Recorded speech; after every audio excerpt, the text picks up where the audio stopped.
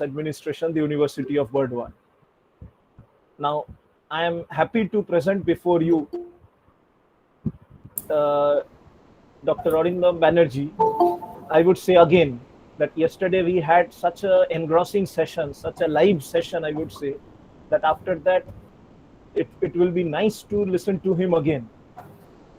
So as I have already introduced Dr. Banerjee to you all, that Dr. Banerjee is presently an associate professor at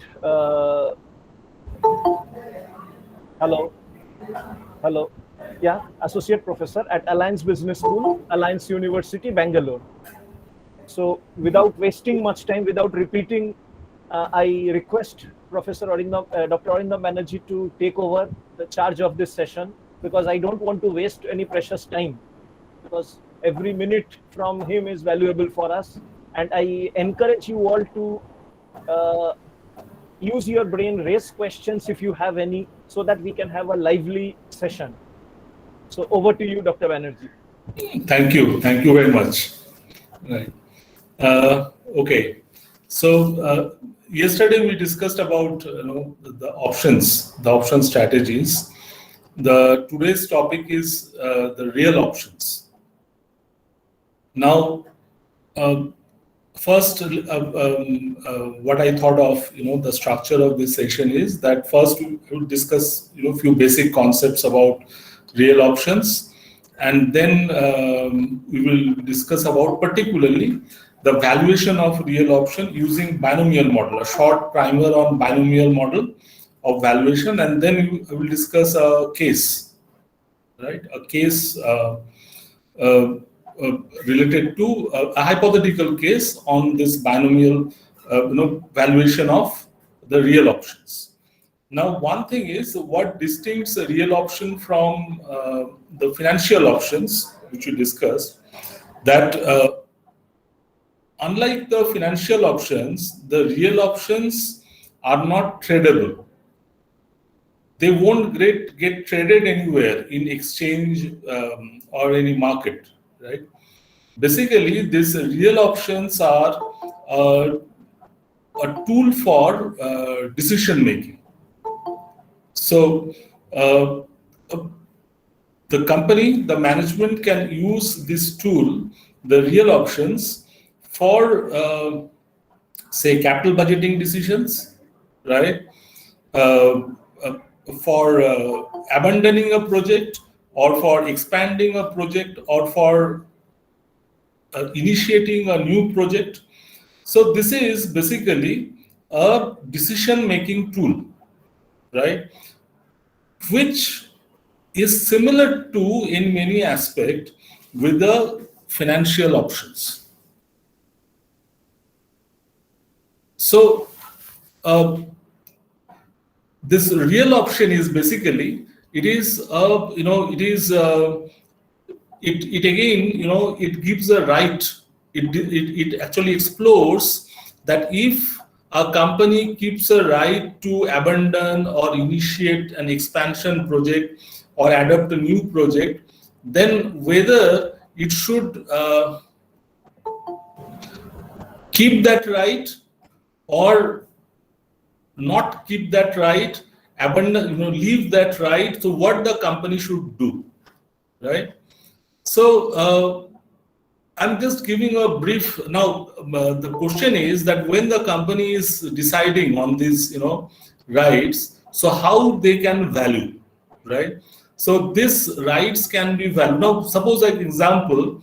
Say, for example, the company is thinking of taking up a project, right? So under the conventional capital budgeting, what the company will do? So company can calculate the net present value, right? First, it can estimate the future expected cash flows.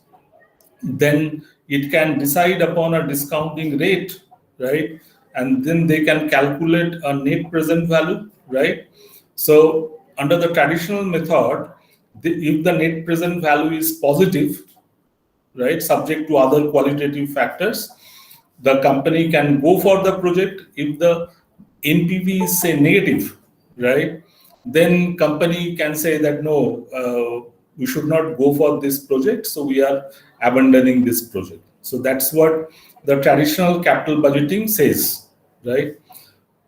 But suppose the managing director of the company thinks that, okay, at this moment the NPV may be negative, but I'm having a feeling, a gut feeling, that after 1 year, this scenario can change, right?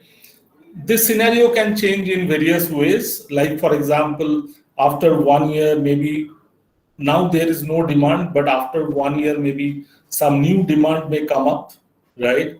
Or after 1 year, the cost of capital may change, right?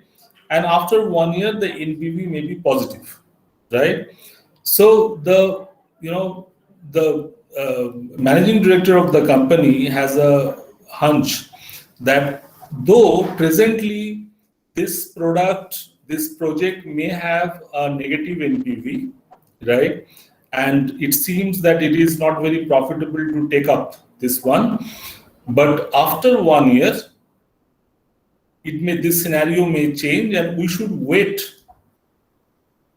for another year. We should not abandon it, wait for another 1 year, right? Then we can take a decision. So this is actually what? This is actually an option. This is similar to an option, right? We have a right as an option buyer. The company, the managing director wants to hold a right, but with no obligation. After 1 year, if they find that the situation is same, right? There is no change in the ground situation, and it is still the NPV is negative. It is not profitable at that point of time also. So then they can abandon. But the managing director is not willing to abandon it now, right? He wants to hold the right. So right without obligation, that is the option. So this is an option. And we can say, as this option is linked to some real assets, say for example, the project assets, so it is a real option, right? This option will not get traded anywhere like Nifty options. It is not a tradable option like Nifty options or Bank Nifty options, but this is an option to make the right decision, right? So where it gives actually what it has an edge over the traditional capital budgeting assessment tools. So it is more flexible, right? It is more flexible, right, compared to the traditional capital budgeting tools, the capital budgeting models like NPV and IRR and so on, right? Now the question is that in this real option, we know in financial option what happens. In financial option, if I am a buyer, I will always try to expire in the money. If it is out of the money, then it is useless for me. I'm not going to earn anything out of it, right? I will be able to earn money only if I'm a long option holder, right? I will be able to earn the money only if I expire in the money. Now here also in the real option, now suppose if as a manager I keep that option open, right? Then I need to do two things. First is I need to value the option, right? And after valuing, I need to check after a certain interval, right? So whether I am in the money or out of the money. So if I am in the money, I can still hold the option. If I am out of the money, then I can leave it there, right? So in the problem with the real option, which which is very, very predominant, is that the data availability. So it is easier on paper, but in execution it is very difficult, right? Execution is practically very, very difficult. So one of the reason is that unlike the financial options where the data is available, a lot of data is available, here the data availability is very, very poor, right? and it is very, very subjective, right? But in some occasions, some data is available, right? So with that, we can make an idea, right? So now the question is, now the point is that I need, suppose I have the data, right? Then what I will do with that data? So what I will do is I will try to value that option. So I have modeled an option, I created an option. Then what I will do, I will try to value that option. Now we know that we have number of option valuation models available. Like out of them, the most popular is the Black and Scholes, right? But the problem with Black and Scholes is that Black and Scholes, if you have ready-made input, and if you insert that input into the model, you will get a ready-made answer. So it does not tell you that what is happening inside. That is another nickname of Black and Scholes is black box model, right? So it is very difficult to understand what is happening inside, right? So I will get a final result. There is another model which is not as sophisticated as the Black and Scholes, but it is very, very useful for decision-making purposes. That model is called the binomial model. The difference is that in binomial model, the assumptions are simplistic, more simple, but at every node, it tells us the value of the option. It tells us that whether the option is in the money or out of the money, right? So if it is, suppose my horizon is 1 year, and I want to know after every 3 months that whether I am in the money or out of the money, right? We planned a new project, a new product, suppose, right? And that new product, we prepared one DPR. It is showing that there is no market for it. The NPV is negative, and the kind of investment which I need to make, that doesn't make, and the cost of capital and etc. If I take into all these things into account, then it is not viable, right? It is saying it is not viable, right? Now, but I have a hunch that it may become viable after 1 year. So I want to keep that option open. Now I want to know after every quarter that what is the scenario? Is the option in the money or it is getting out of the money, right? So if it becomes out of the money, I can take a decision that okay, close this chapter, close this file. If it is still in the money, then I can say okay, it is still in the money, let's wait for another 3 months, right? Still in the money, wait for another 3 months. So I can continue like this, right? So binomial option model, right?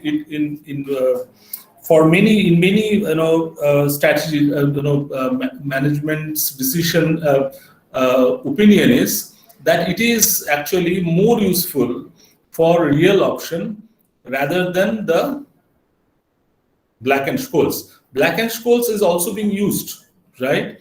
But there is a strong inclination towards the binomial. So we will, in this session, we will discuss mainly the valuation of real options using the binomial model. Fine.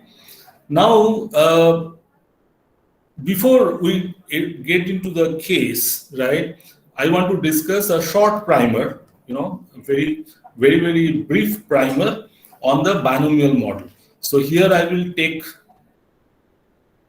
the legendary author of derivatives book, that is John C. Hull, right? So John C. Hull, it is just the basic, some basic conceptual idea about that how the binomial model works and how to value it, right? So this is a simple binomial model. Okay, this is a simple binomial model, and I'm sharing my screen. Just give me a moment.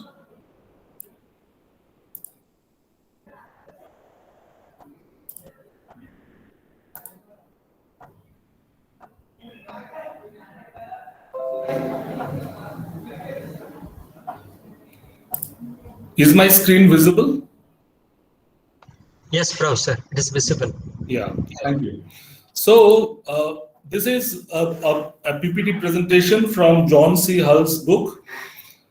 So see how he explained the binomial model. So suppose there is a stock, right, which current price is $20, right?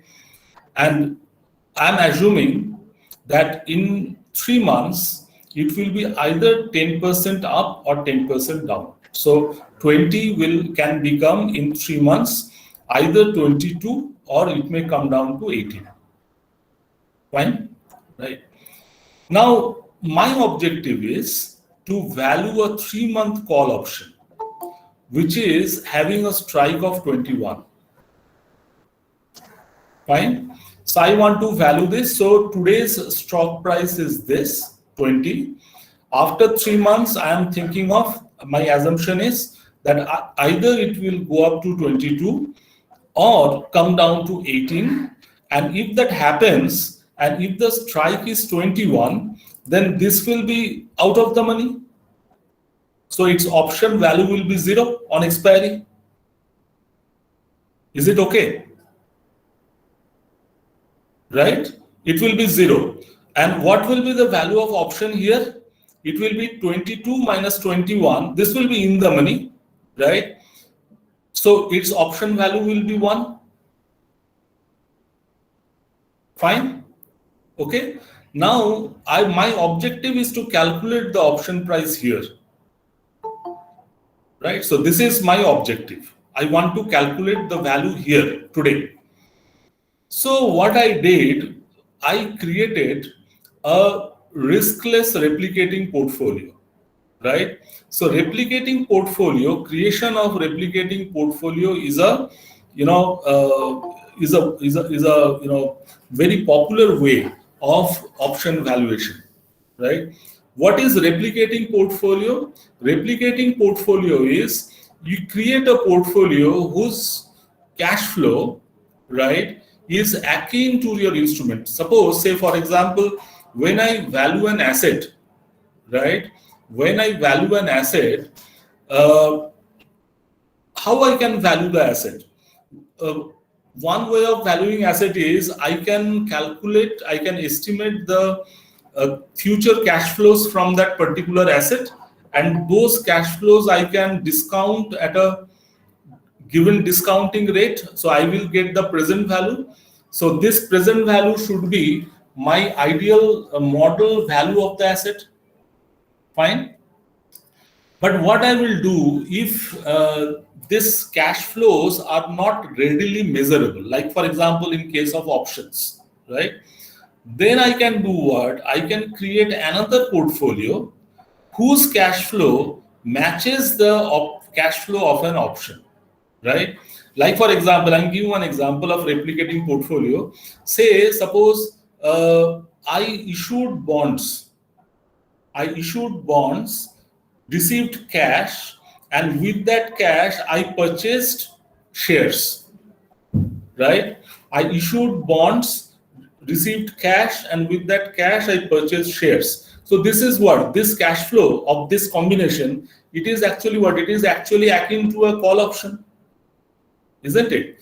Because my possibility of profit is unlimited, and my maximum loss can be what? Maximum loss is the interest that I need to pay to the bondholders, right? So here also we created a riskless replicating portfolio that contains one long delta shares and one short call option values, right? So it will be, so when it will go up, right? The value of portfolio will be what? 22 delta minus 1. And if it comes down, it will be only 18 delta because the value of option is 0. Fine. Now, if I equate it, the value of delta I am getting is 0.25. This is the value of delta. If I solve this, then the value of delta I will get is 0.25. Now, my risk-free rate is given, it is 12%, right? Now, my portfolio is what? My portfolio is long 0.25 shares and short 1 call option, right? So value of the portfolio in 3 months will be what? Suppose if this is my portfolio, right? Then it will be 22 into 0.25 minus 1. Here 22 into 0.25 minus 1, right? That is 4.50. So value here, the portfolio value at this point is 4.50. But I am concerned about the portfolio value here, right? Not here, but here. So what I will do, I will discount it. So here I am discounting it, 4.5 into e to the power minus RT, right? That is FV into e to the power minus RT is equal to PV. So I got what? I got the portfolio value today is 4.3670. So this is the portfolio value I got, right? Now, imagine that in this portfolio, there is no option, there is only stock, right? Then its value should be how much? 20 into 0.25, because in my portfolio, there is long 0.25 shares, right? So my value I know here that at this point, the value of my stock is, sorry, it is 20, right? So 20 into 0.25, it should be 5, right? But I am getting the value of portfolio 4.367. So why this difference is coming? Obviously, because of the presence of option in the portfolio. So what is the value of the option then? Value of the option is 5 minus 4.367, 0.633.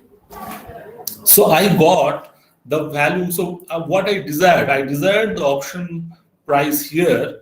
This value I got as 0.633, right? So this is one way of calculating the option value, right? Now, if I introduce, the P, the probability into it in the same model, right? So I am going here, I am taking the same, same problem, right? Original example, revisit it. So my today's value of stock is 20. It is going up to 22. It is coming down to 18. Option value I know it is 1 and it is 0 and strike is 21. It is given. I want to calculate this value of F, right? That is the option value today. Fine. Okay. Now how I can calculate it? Now you see, first I am starting from left to right. So 20 into e to the power RT. This is risk-free rate R and 3 months. So 3 by 12 is 0.25. 20 into e to the power RT is equal to 22P plus 18 into 1 minus P. So if I solve this equation, I am getting the value of P as 0.6523. Fine. So then what I have done, I wrote it like this, this thing. So I got the value of what? 20, I know. I calculated the P is 0.6523. This is 1 minus P, 0.3477. This is given 22. This is given 1. This is given 18. This is given, I know 0 because strike is 21. So what I can do is, I know the option values here, 1, 0 I know P and P's value, 1 minus P's value. I need to calculate the F. Simply what I am doing, I am discounting this to here. So I am doing what? 0.6523 into 1 plus 0.3477 into 0 into e to the power minus RT. So e to the power minus R into T. So again, I got the same value of option, that is 0.633. Fine. Now I can, the beauty of this binomial option model is that I can extend it. Suppose this is for 3 months, I can extend it further for 3 months, make it 6 months. Then again I can extend it for another 3 months, 9 months, another 3 months, 12 months. And at every node, I will get a value of option. Fine. So every node, what is happening? I am getting a value of option, And as a manager, I will see what, when I will value a real option like this, I will see that this option value is in the money or out of the money. If it is in the money, I will keep it. If it is out of the money, then I may decide to abandon it. So it is actually giving me an idea that if I hold the right but no obligation to execute a certain project, whether it is worth or not.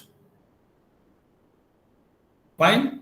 So this is about the use of real options. This will be, we will discuss further. We are getting into a more detailed discussion. This is a paper published in Harvard Business Review, right? So is it visible, or should I make it single page view? Is this visible?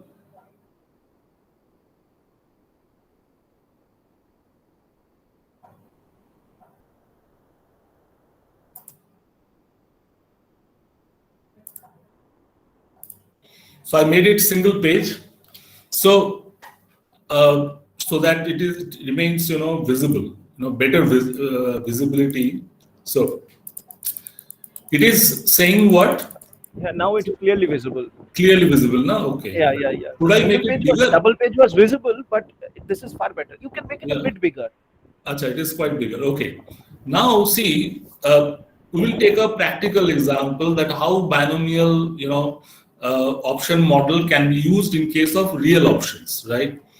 So it is saying each corporate growth is an excellent paper on this. It is each corporate growth project is an option in the sense that managers face choices, push ahead or pull back along the way. Yet, Sir, can it be more larger? It is actually yeah, smaller. I'm making it more larger now. Yes, sir. It is fine now. Now it's visible. Okay. Yes, sir. Okay. Thank you.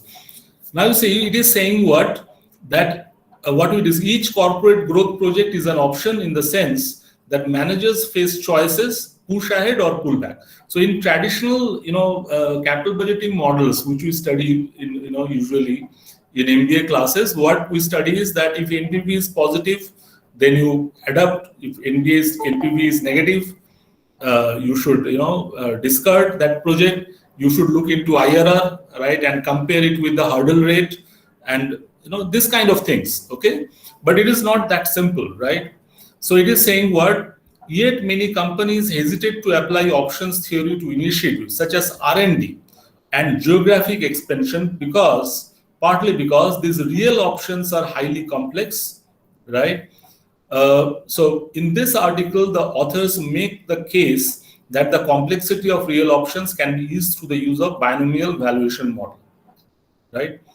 Now, here they are saying, and I completely agree with it, that though the Black-Scholes and Martin model is particularly most popular model for option valuation, particularly the financial options, it is not very suitable for real options because of the simple reason that it doesn't tell me, it gives me a final result, but it doesn't tell me what is happening in between, right? So I cannot break it. Suppose if I give the value and if I tell them, okay, tell me after 1 year, what would be the value of option, right? Whether it will be in the money or out of the money, it will tell me, right? But it will not tell me what is the scenario after 6 months, which in binomial model, I can break, this 1 year period into 6 months, 6 months, or 3 months, 3 months, 3 months, 3 months, even 1 month. So it gives me, binomial, though it is less sophisticated, it gives me a lot of flexibility, right? Lot of flexibility. And one of the issue with Black and Scholes, real options actually, that Black and Scholes require certain data, right? Getting that data is, it is problematic, right? It creates problem, okay? So it is saying what? That many of the problems of real option analysis stem from the use of Black-Scholes Martin model, which isn't suited to real options. Binomial models, by contrast, are simpler mathematically, and you can tinker with a binomial model until it closely reflects the project you wish to value. right?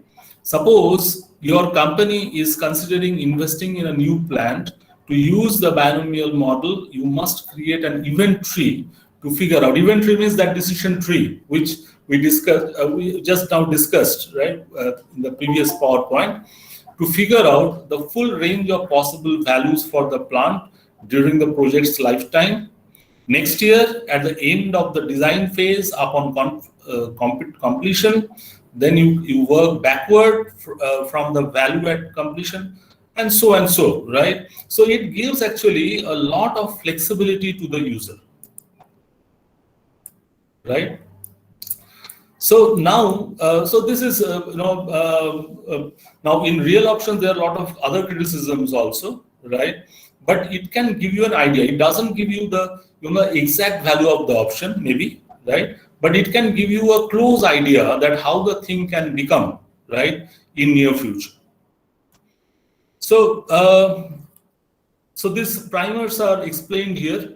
We are going to the case straight away to understand. So,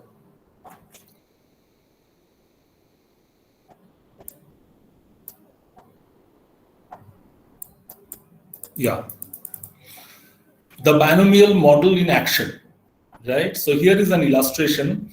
So it is saying what? Let's illustrate how the binomial model works. Suppose that a commodity chemical company, we will call it Copano, is considering investing in a new plant, right? So it is taking a case where a company is planning for a new plant, and most probably, it is when in traditional, this capital budgeting tools are used, it doesn't look much lucrative. It is possible, right?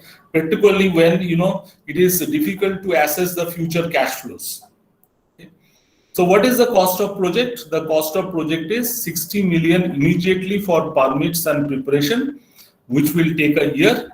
At the end of the year, the firm could invest 400 million to complete the design phase. Managers believe that once the design phase is over, the firm has a 2-year window during which it can invest 800 million needed to build the plant. So now you see, this 800 million is actually what? Is actually, you are not investing now. You are investing after 2 years. So this is a kind of option, right? You have to take a decision, right, that whether I should go for it or not go for it, right? And this 60 million, which the company is spending now for permits and preparation, this you can say as an option premium. This creates a right to invest for, further. Is this clear? So what the company is doing, company is not sure that whether it should go for $400 million in 1 year, then $800 million next, right? But if the company decides that no, we are not going to go for this project, then they won't even spend this 60 million also, right? But the company has a feeling, company wants to know that can we spend 60 million now, right?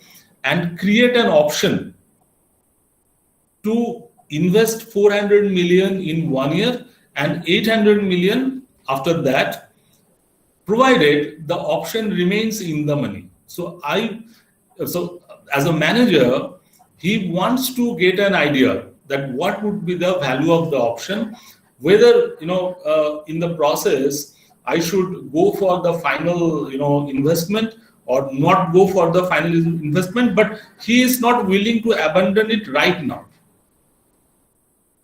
Is this fine? Right? So this is actually a real option, right? This is for decision making. Fine. So this is a real option. Now, what he can do is he can create a binomial model, right? So he can create, the company can create a binomial model, right? So what are the steps? The steps are, first, you must figure out the full range of possible values of underlying asset. In this case, the plant during the project's lifetime. This involves estimating what the asset's value would be if it existed today and forecasting to see the full set of possible future values of the plant. So once you know that, you work back from the plant's value at completion and factoring in the various later investments to determine the value of planned development project today. Actually, what he is trying to do is he is trying to value these options. So you can see here, if I look at this, if you look at this tree, right? So first he is going from left to right, then again coming back from calculating the options here, and then again coming back from right to left to calculate the value of option here. Same thing he is trying to do, right? He starts with the today's value of the plant, so he is extending it to the future and then calculating the options, and then again coming back to see whether I am in the money or out of the money. If I am out of the money, I will leave it here. If I am in the money, then I will again wait with the options, right? So this second step calculations provide you with numbers for all the possible future values of the option at the various points where a decision is needed on whether to continue with the project. Fine. So now we can look like this. Here is, so they calculated what? I'm just showing, first let me first show the tree I have calculated. So it looks like this, you know, the possible plant values. It looks like this. So this is today, right? $1,000 million. This is the value of the project, right? This is today. And after 1 year, it can either be 1200 or 833. So these factors they calculated. Like we calculated the value of, you know, we have taken here, you see this, if you look here, we calculated U and D, right? U and D we took here as 10%, 10%, right? So here they calculated, it is given here, somewhere I am just showing, right?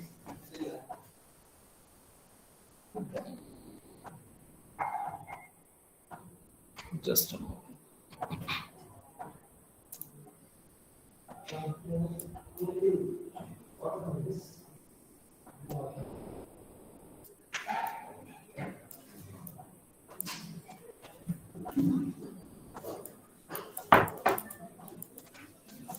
Yeah, so they calculated the up and down factors as 1.20 and 0.833, right?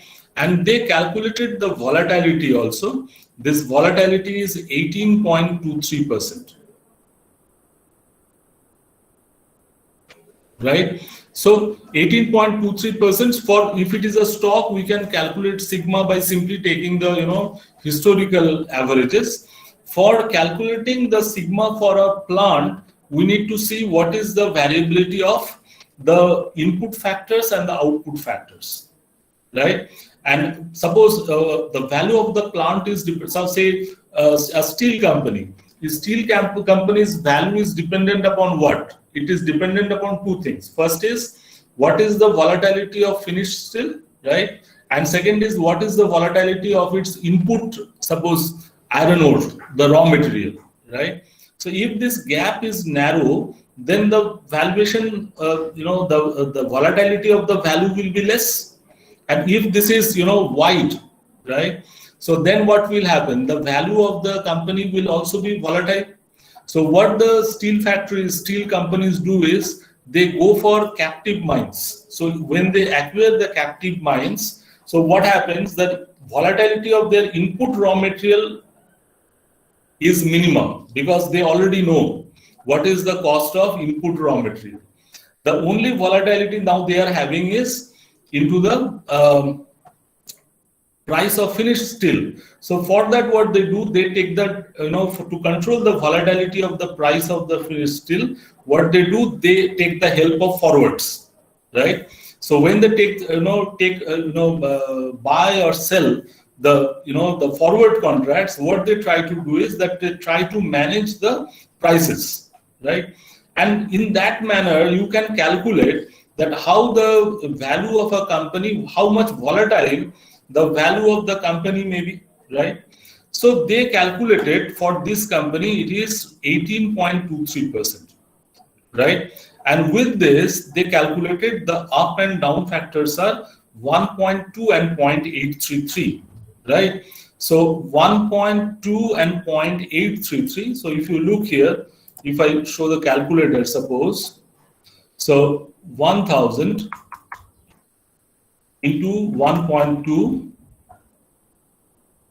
1.2, it is 1200.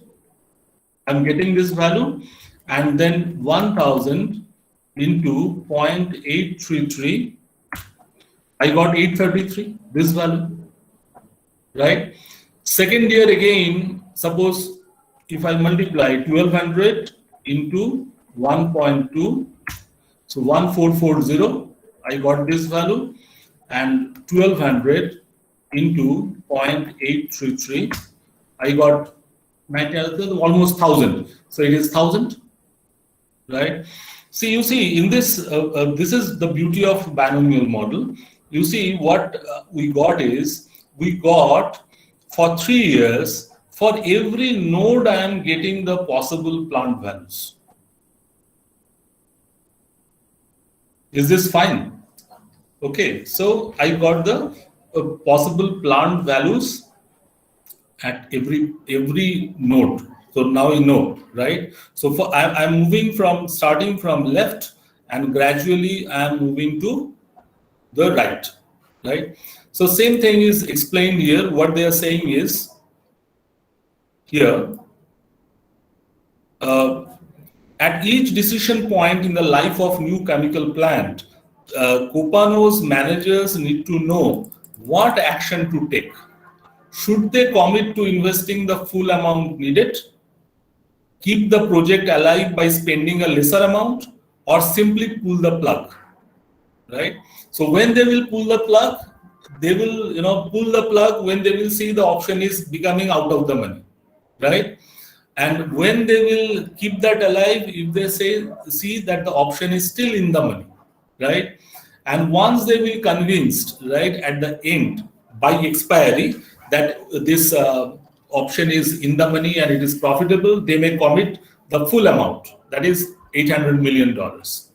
So they create a decision tree which shows how the project's value can change over time and lets them decide what action will be best at points along the way, right?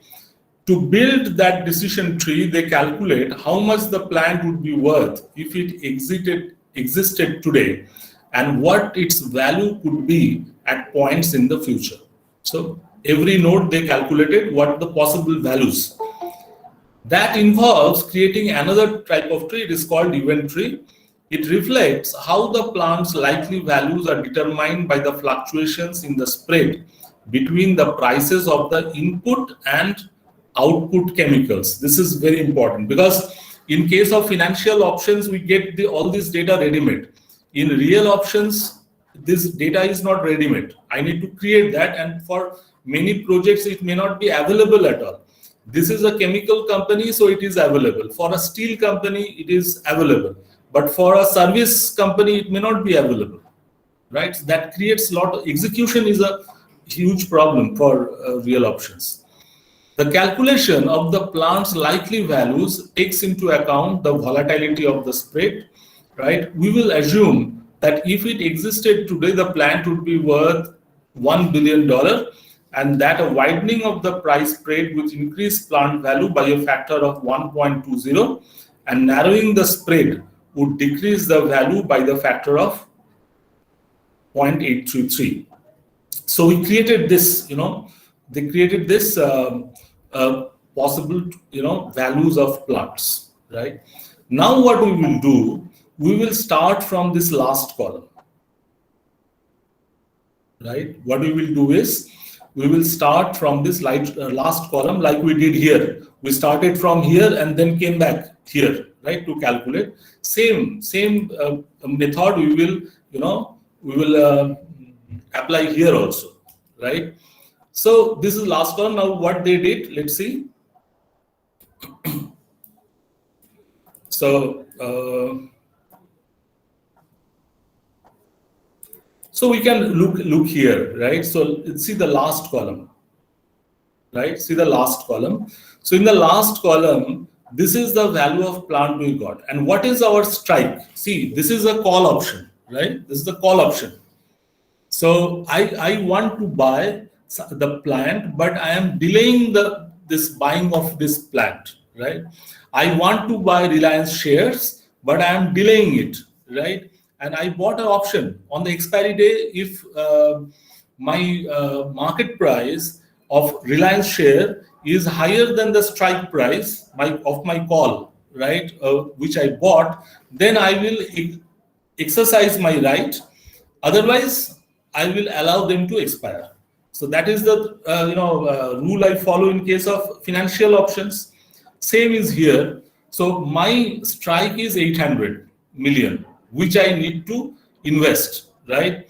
Now you see in the first case, the project value, my binomial tree is saying that the project value will be 1728.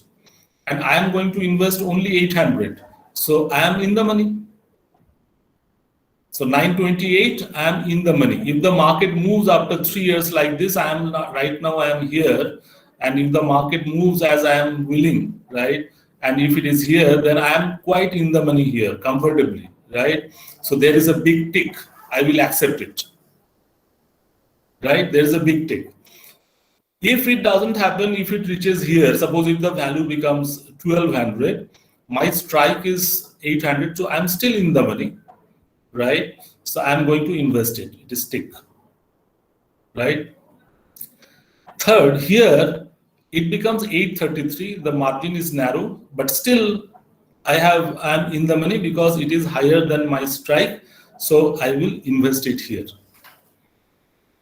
Fine, but in this option, in this case, right? If my future value becomes 579, that is lower than my strike, right?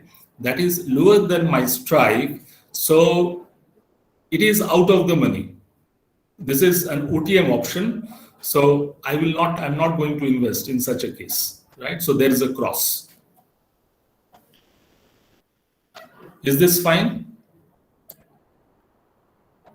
Okay, right? Is this okay? So this is step 1.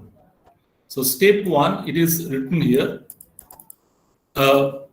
Copano's managers first calculated potential final project values by subtracting the 800 million cost of exercising the ultimate option, constructing the plant from the possible final plant values from Copano's inventory on the previous page. For the $579 million scenario, at the bottom right of the inventory, the construction cost is greater than the plant value. So the project's value at the case is considered to be 0. Managers would not go ahead because this option is actually out of the money. It is expiring out of the money. This one. Fine. So we got the value here, right? But this is 3 years away. I am preparing the option, this tree now, today, and this is 3 years away. So I need to see that whether today what I will do, should I continue or not continue, right? That is my objective.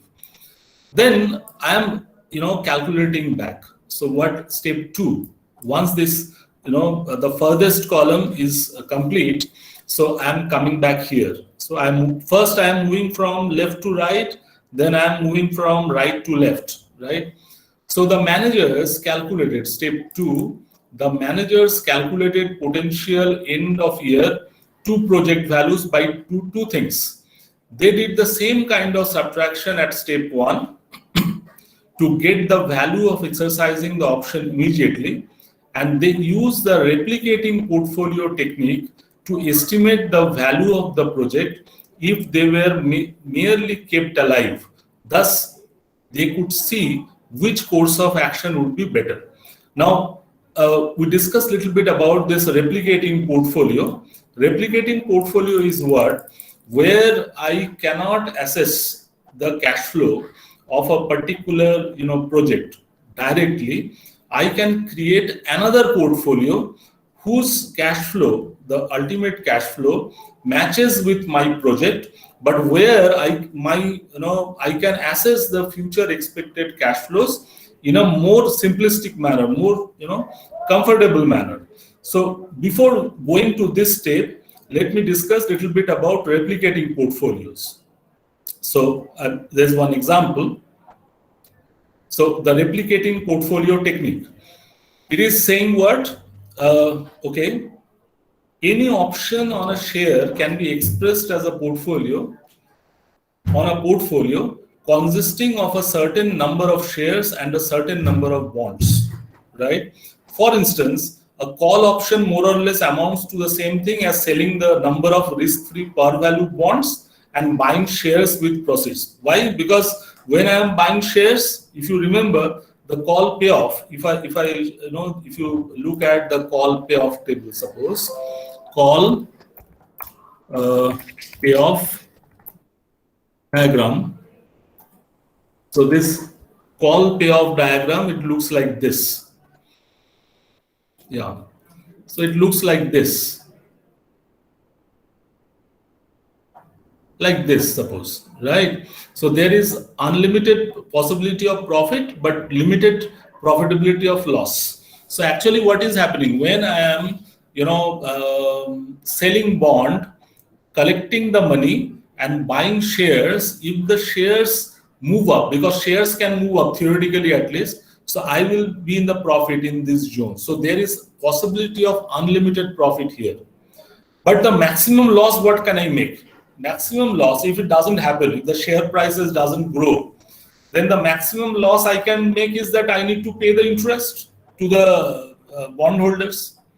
So my downside is,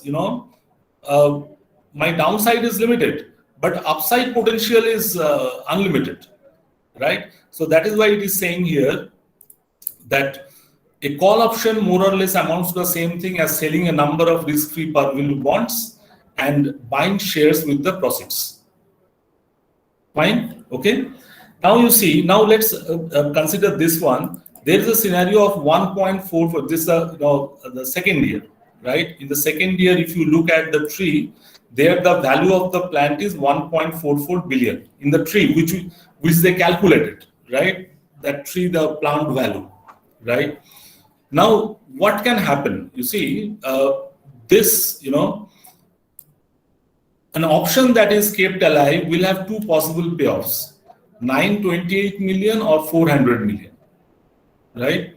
This means that a certain proportion of plant value less a certain amount of bonds with interest, say 8% interest, will also produce either 928 million or 400 million after a year. Fine, okay? So, depending on whether the plant is worth 1.728 billion or 1.2 billion at the end of the year, right? So this, if I write as a formula, it will look like this: M1728 minus, because one short, one long, minus 1.08, 08.08 because 8% is the interest rate, is equal to 928, right? Whereas M1200 minus 1.08 into B is equal to 400. Now you see, we got two formula, right? We got two formula. If we solve this two formula, we will get the value of M and B, right? That I can calculate, right? So it is saying what, where M is the proportion of the plant value and B is the number of this bonds. The calculation is not visible. Which one? Calculation is not visible. So calculation, No, calculation is not this visible. one. Yes, Which sir. one? Calculation is This not one. visible. So I can see It only is the not written visible. part. Not visible, sir. The equations are not visible. This one? Not visible. Not visible. Acha, okay. Now is So it you have visible? selected only the written part. The written No, within paper that is written visible. part, this line where I am putting the cursor, is it visible? This part? No, sir. Cursor is also not visible. Is it? Okay. So, okay, let me increase it further. Yeah. Now, Dr. Banerjee, actually, it had got stuck, I guess. acha, is it? Yeah, I Okay. guess so. So you can just stop sharing and start Yeah, that I sharing. am doing. Wait.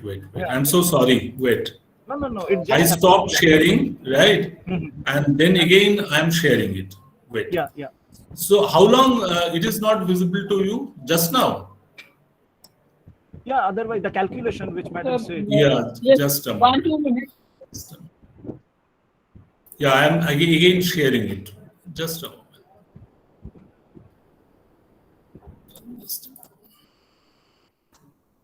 Now, can you see this? Yeah, the an option that is kept alive will have two possible payoffs. Yes. 28 Yes. billion. Yeah, that Now, one. Yeah. yes. Now, here are two equations. Is it visible? AIM 1728. I'm just. Is it visible now? This part. Sir, yes. Yeah, this part is Right? visible. Clearly Right. visible. Now you see, so here AIM is what? AIM is the proportion of the planned value and B is the number of per $1 million bonds. So what we are doing is we are creating a replicating portfolio which will give, right, the similar kind of cash flow of this proposed plant, of this option, right? So then it has been calculated and there are two equations and two unknowns. So we can calculate the value of AIM and calculate the value of B, right? So they did this calculation and they are getting the two values, that is in this case, the replicating portfolio for an option in the top node in year 2 calls for one plant worth 1.44 billion and minus 741.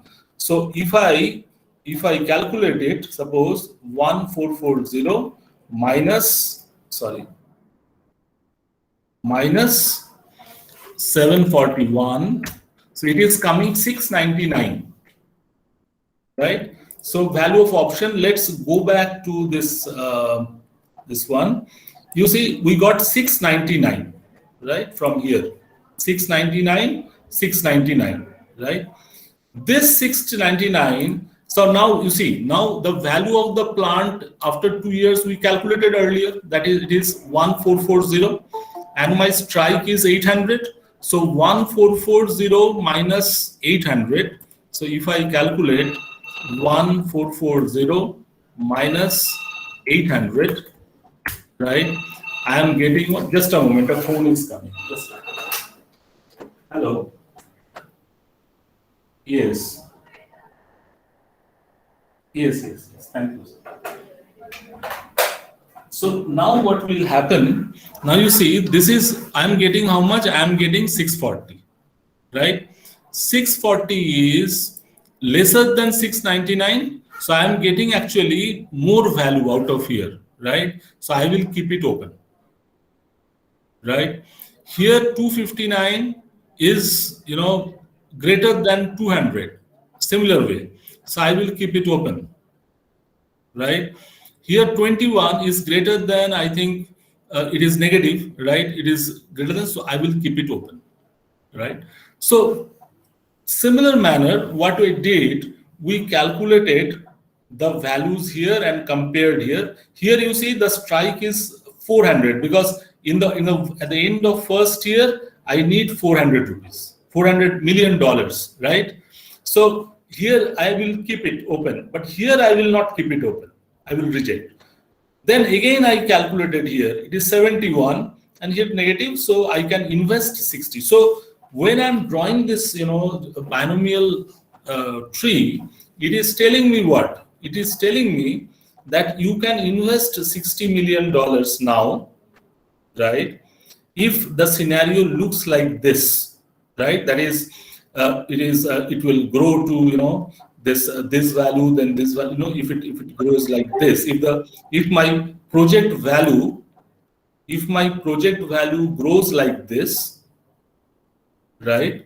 If my project value grows like this, then at these nodes, the option is in the money, where it is ticked, right? The option is in the money, and these nodes where the we got the cross here and here, it is becoming out of the money. So what he will do now, this is the present scenario which is presented by this valuation model. Now what the manager will do, he got a go ahead here, so he will invest $60 million, right? After 1 year, so he is not abandoning this project, right? So he will invest, right? After 1 year, what he will do, he will again check, right? If his scenario is this, then he will keep on hanging. He will not abandon. But if big scenario becomes like this, he will abandon it at that point. He will not go ahead further. Fine. So if he gets a go ahead at this point, right, then two scenarios may emerge, right? It can be either this or this, right? If the scenario becomes like this, he will still keep on hanging, right? He will not abandon the project. If the scenario becomes like this, he will get little bit worried, right? He will get little bit worried, but still he will hang on, right?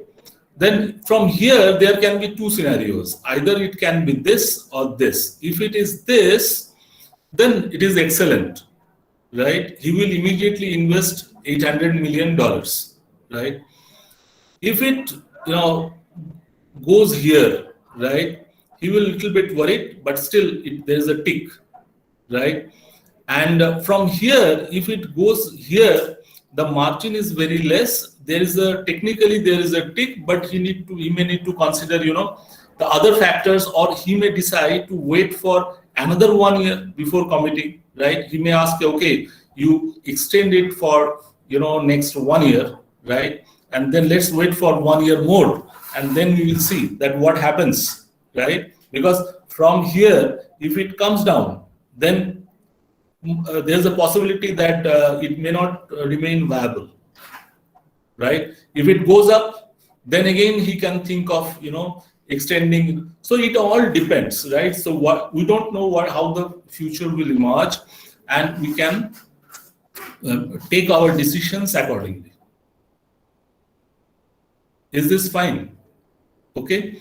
And now within this, if the volatility changes, suppose, then we can draw, suppose we got here at the 2 years, then suddenly there is a increase in volatility. So from here I can change the volatility. I can again calculate what would be the uptick, how much will be the downtick. Again I can draw a new scenario. So there is a lot of scope for flexibility. So I can play with the data, I can maneuver the data, and it gives me some idea that which way the market is moving, right? So this is the reason why binomial, many people prefer binomial over Black-Scholes, right? Over Black-Scholes for valuing the real options. Okay. So it is written there, same thing which we discussed, to calculate the possible values of the project as an option at each stage in the decision tree. You have to begin from the end. So first from left to right, then from right to again come back to left, and the point furthest in the future. If you abandon the project, its value is 0, right? Because it is out of the money, so value is 0. So otherwise, the value at the end of the year 3 is the difference between the value of plant and the at the end of the year 3 and the cost of building it, right? If the plant's value at the end of the year 3 is 1.728 billion, that is the topmost, the last column, the topmost option, then the project's incremental value at this point is $1.728 billion, minus the remaining cost of 800 million. 800 million is our strike, right? Needed to build the plant, or 928 million. But if the value of completed plant turns out to be 579 million, that is less than the construction cost, obviously it is out of the money, so the incremental value is 0. Right? Because you would not invest $800 million to build the plant. Right? So it is saying that looking at the right hand side of the exhibit, Kopano's decision tree, we see 3 potential scenarios in which the project's incremental value at the end of the year 3 is positive. So we have seen it that in 3 cases it is positive, in 1 case it is negative. Here, 3 cases it is positive, 1 case it is, in 1 scenario it is negative. Right? So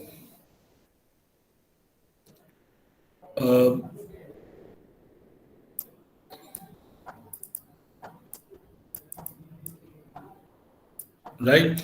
So we now work back from the end of the year 3 to determine the project's potential values at the end of year 2. In each scenario, the value will be the larger of the value of exercising the options by building the plant at a point for a cost of $800 million, and the value of keeping option alive, deferring the decision on whether to spend $800 million on building the plant until the next period. So, which we discussed, that if it is in the money, then we will wait, right? If it is out of the money, we will close it. Fine. So, if the plant is to be built at the end of year 2 and its value turns out to be $1.44 billion, the highest of potential values at the period shown in the inventory, then the value the firm chooses to build immediately is 1.44 billion, less the 800 million exercise cost 640 million. Right? If it decides to defer building the plant, however, company still has a valuable option. So you can defer also, right? So it is telling me that whether I should go for now or after 1 year or after 2 years, right? But I am not, or I should outright, abandon this project. Okay? However, the company still has a valuable option to calculate the value of that option, which we discussed already. We in principle discount the average of 2 payoffs in the plant could have at the end of year 3, right? If it is worth 1.44 billion at the end of year 2, then it will be worth 1.72 billion or 1.2 billion at the 3 as shown in the inventory. Now, the point is that this discount rate, if you remember here we have considered a discount rate. So you see, say here, right? We have taken this 12% risk-free rate we considered, right? For calculating the value of option. This is for real options. It is, the authors are saying it is difficult because we don't know what would be the discounting rate, right? Because the risk of the option in the project is different from the risk of project itself, right? So what they did, they took this, replicating portfolio technique, right? Where they calculated the, the value as 699, right? Which we have discussed. And we can determine that the value of keeping an option alive is $699 million, right? In this case, that number is greater than the value of exercising the option by building the plant, right? So therefore, the right choice for managers is to defer building and keep the option alive. The choice gives them a project value of 699 million, right? And note that in the simplified model, numbers show that delaying exercise of the option until maturity is always optimal, right? So it may not be, every case, but in this example, it is showing that they should wait till the maturity. This one we have already discussed, that example of, replicating portfolio. Now, the problem with real option is that these things we already discussed.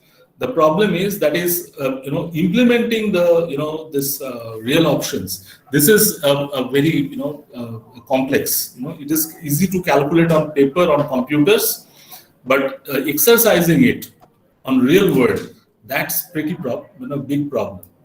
Using the right valuation model will make real option-based management work a lot better, but it does not, we regret, go to the heart of the problem many managers have with real options. Managers suspect that the options approach routinely overvalues a company's growth opportunities, right?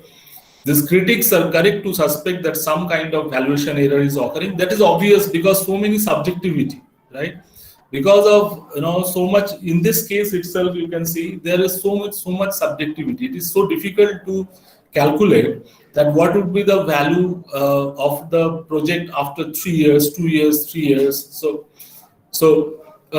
after 3 years, we may find that this entire calculation was not correct, right? There are some errors crept into that.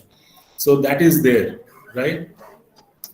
So in our opinion, the real reason for real options sometimes turn out to be less valuable than predicted by the models is that managers don't exercise their option rights in a timely and rational manner. Right? So this is obvious, So what we see in theory, that may not be applicable in practice completely, but still real options are widely used in project management to get at least a feeling, an understanding that that whether a project will remain viable or not. Okay, so I think it is there. The other things are, this is this is another problem. This problem happens in case of financial options also, that they exercise their option early, right? So when they get into in the money, so immediately they, it is a kind of behavioral bias. They try to disposition effect, right? So they try to book the profit, exercise the option and book the profit. So, and when they lost, they do it completely differently. They react completely differently. Okay, any questions at this point? I'm stopping the sharing. So, any questions? Yes, sir, I have a question. So, Yes. What's the difference between financial option and a real option? Madam, the financial options are actually, they are based on financial securities. This is number one, right? And there is a fundamental difference. The difference is that financial options are traded into the financial markets, whereas the real options are not traded anywhere. They are actually, they are a process of making, capital budgeting decisions, which looks like an option. You see, in this example, it is akin to a call option, but this option is not traded anywhere.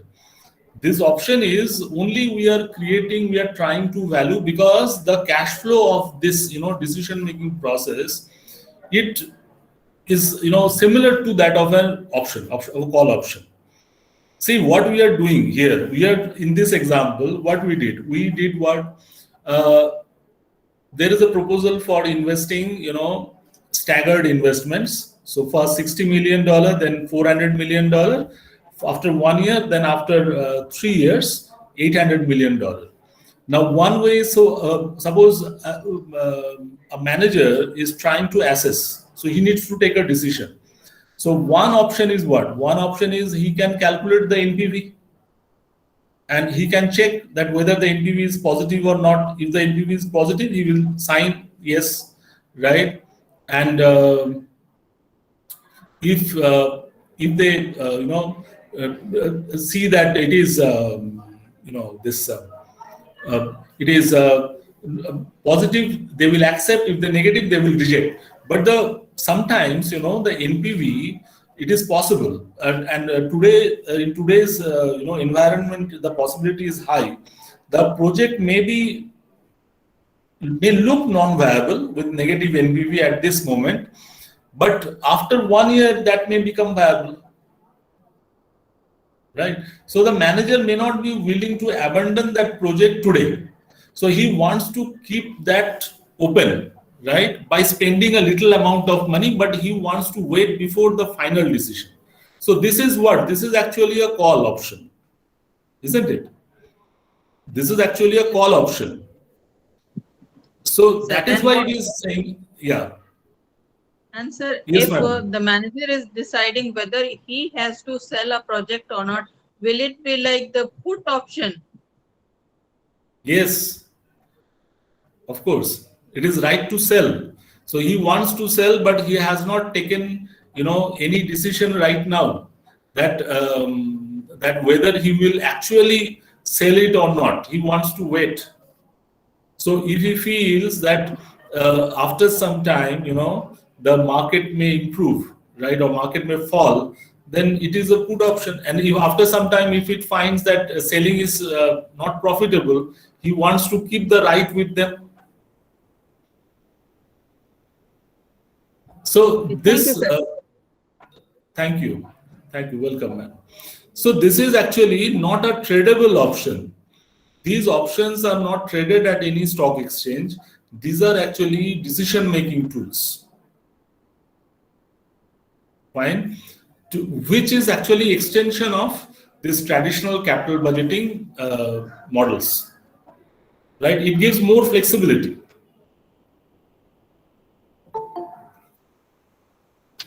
Any other question?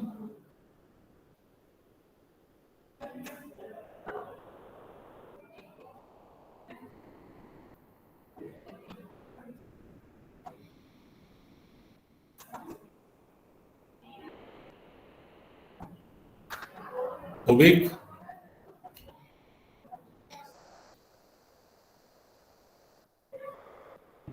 Yeah, hello. Am I audible?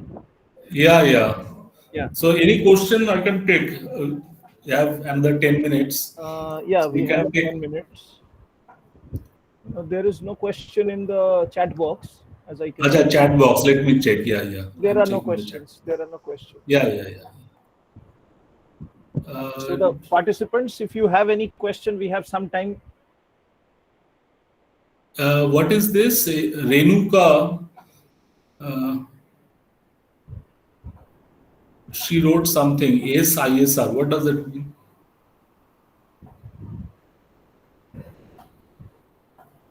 That was written quite some time back, 2:46 p.m. Yeah, 246. Yeah. So this might be some typing mistakes. Okay.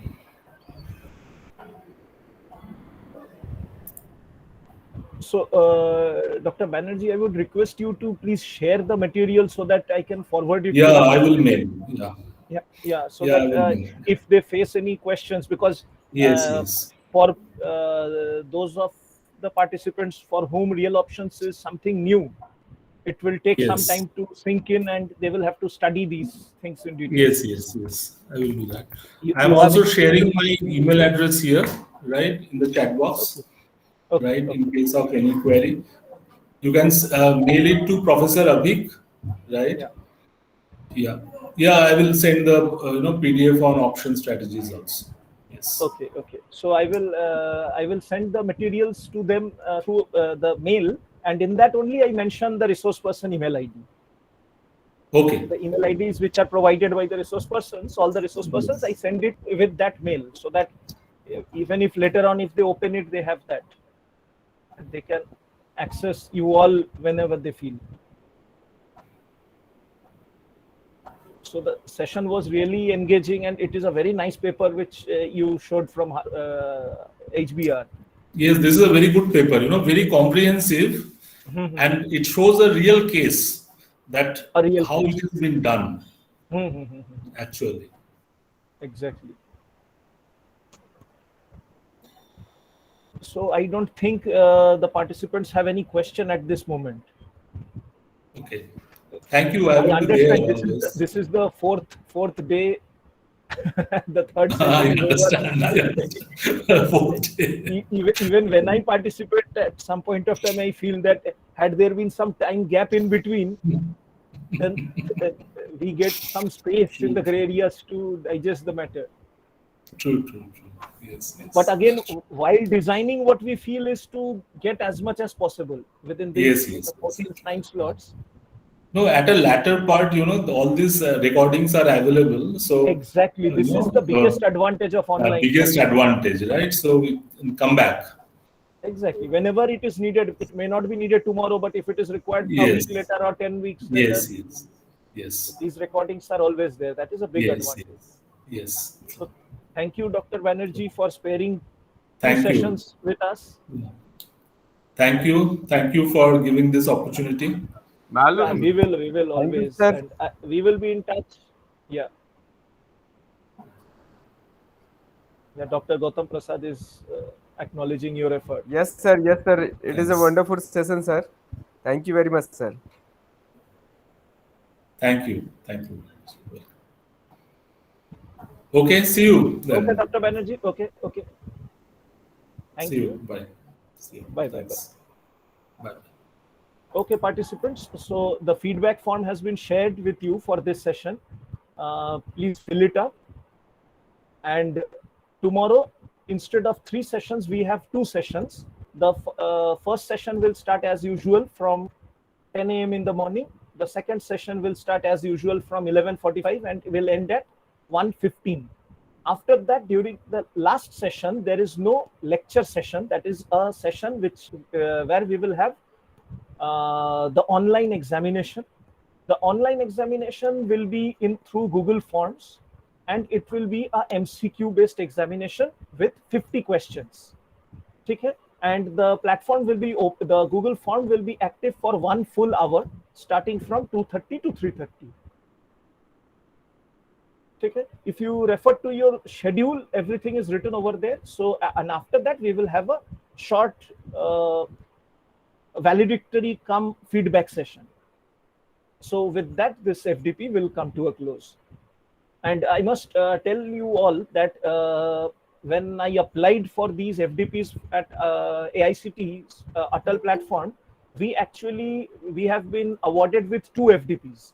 This was the elementary level FDP. Elementary, they call it elementary and advanced. So I applied 2 FDPs with the same title, that is Emerging Financial Management and Accounting Techniques. And this is the first one, which is being held now, that is from September 21 to 25th. And the second FDP, where we will primarily focus on business valuation, different aspects of valuation, that will be held in the month of January 2022. And the date is from January 17th to January 21st. So I will definitely share the flyer and everything with you. And I guess it is open I have seen it is open in the Atal platform. So those of you who are interested to have a in-depth idea of business valuation, different aspects of valuation, be it business, be it merger and acquisition valuation. So in each of the each of the FDPs, I have kept broad topics. Like in this one, my broad topic area was decision making, financial decision making from every possible aspect. Not every, major possible aspects which are normally untouched. And in the next one, my primary intention is to focus on valuation. And till now, the resource persons who have agreed to cooperate with us, to come on platform with us, on board with us, include luminaries like Shankarshan Basu from IMB, who is a co-author of John Hull, whose book was shared just now. He is an expert in derivatives, so he will be talking on derivatives valuation. Then we have on board Professor Purushottam Sen, a retired professor of finance and control from IIM Calcutta. So in this way, we have very many renowned professors, some retired, some experienced professors who will be on board to share their valuable thoughts on their relevant topics. Okay, so I had to say these few things. So still 5 minutes are left. If any one of you have any query, you can raise that. I'm here to answer your queries. Otherwise, we will call it off.